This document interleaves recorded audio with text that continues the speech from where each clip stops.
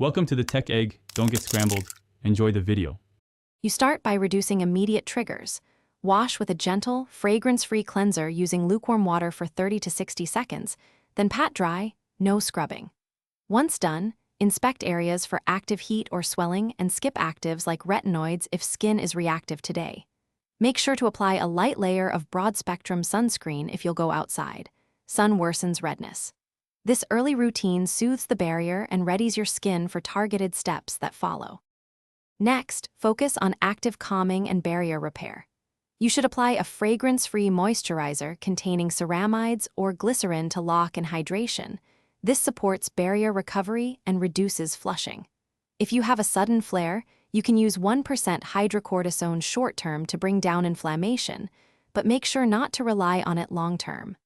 After the skin is settled, introduce anti-redness actives like niacinamide 4 to 5%, or to finish, give your skin targeted finishing care. Apply a cool compress for 5 to 10 minutes to constrict blood vessels and ease warmth, then a soothing layer of moisturizer.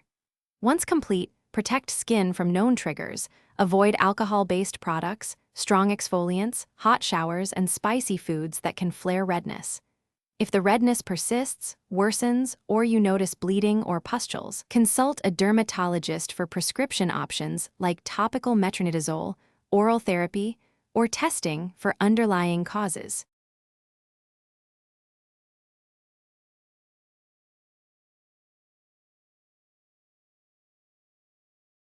Thanks for watching. Consider subscribing if I helped unscramble your problems.